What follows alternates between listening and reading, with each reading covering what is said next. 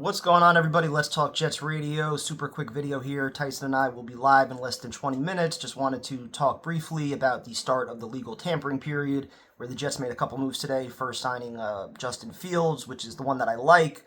Although I do have some red flags about it, but the other move being cornerback Brandon Stevens from the Ravens, a 3-year, $36 million contract, $23 million, I believe, was guaranteed. One of the lower-ranked corners in football last year. Quarterbacks had, I think, like 107 passer rating when throwing against him, but certainly some good athletic ability, somebody that Aaron Glenn could possibly mold, certainly should benefit from playing opposite sauce. Just felt like there were other needs that maybe were a little bit more pressing. You look at DJ Reed, signing for $4 million more, and the fact that he probably just didn't even want to come back here. Same thing, Morgan Moses going to the Patriots. Some of your locker room leaders that didn't want to be a part of this regime and chose to go elsewhere with organizations that they feel like are probably better positioned to win right now. But then you get the real news, which was, the signing of Justin Fields, 2 years, $40 million, I believe $30 million guaranteed. And clearly a low-risk, high-reward type of move. You get a guy that's young, that's got plenty of athletic ability, changes the dynamic of your offense, has plenty of upside. You can certainly envision him being the Jets quarterback potentially for the next 10 years if everything goes well. But there are a lot of red flags, and I think the biggest one for me just comes with the organization that he's leaving. The Steelers being, the epitome of success and consistency. They're the model franchise really in all of professional sports, if you want to be honest. I mean, 17 straight years or whatever it is, not having a season under 500, the last 4 decades having 3 coaches. The fact that they potentially had a young guy in Fields that could have been their answer long term, that they also benched midway through the season as they were winning games like the Jets did with Zach Wilson, it just kind of makes you wonder, what they saw and why they didn't make a better offer or why they weren't more aggressive in trying to keep him. And also, of course, not that I want to go back into the Aaron Rodgers stuff, but why they have interest in him. And according to Connor Hughes and many other people, it seems as though that deal could potentially get done possibly by the end of today.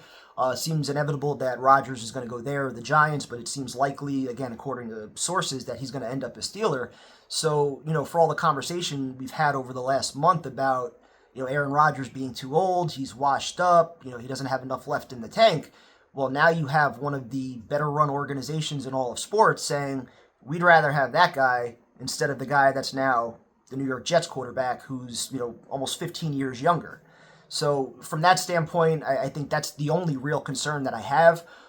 As far as Justin Fields, you can go back to my video from 3-4 years ago. It's still on our channel when I was trying to campaign for him to be the pick at number 2 instead of Zach Wilson, as you guys all destroyed me for that. But I do love his athletic ability. I love his leadership ability. Clearly, he has not put it all together yet, but I think just like Darnold and Geno Smith and many other guys that kind of figured it out a little bit later into their career, you can certainly envision that for him. Kind of surprised that he chose the Jets, just considering, again, first-time head coach, first-time offensive coordinator, the stigma around this franchise and not being able to develop quarterbacks. But I also love the fact that he did choose to take on that task and come here. So, again, you hope they get it right. You hope they did get it right with this move. But certainly just the fact that he's leaving Pittsburgh and now it seems inevitable that Rodgers may go there, you got to wonder just, where the Jets' mindset is for 2025. Is this about finding a long-term answer at quarterback and positioning yourself to win down the line?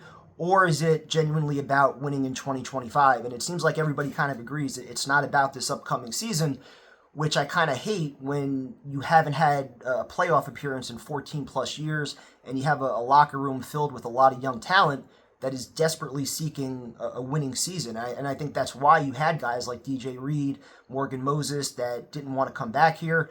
They're tired of losing. They don't want to be a part of a losing culture and a losing franchise. And I guess maybe just didn't see enough from Glenn or Muji or whatever, just wanted a fresh start somewhere else with coaches like Campbell and Vrabel that they believe in. But it's hard for me to look long-term yet. You want to believe that the Jets maybe got their long-term answer at quarterback here. It's something that this franchise is desperately needed for way too long. So from that standpoint, you can get excited a little bit. But also now, if you're talking about drafting a quarterback, the one positive that you could have had with Rodgers, or even if you don't want to talk about Rodgers, throw in Kirk Cousins or any other veteran. At the very least, if you do draft a quarterback, whether it's in the first round or mid rounds, you would have a guy that I think would be more willing to mentor that young player, as opposed to Justin Fields, who is coming here with the mindset of, I want to be the New York Jets quarterback for the next 10 years. So a lot to discuss. We'll get into it tonight in like 10 minutes, so talk to you guys soon.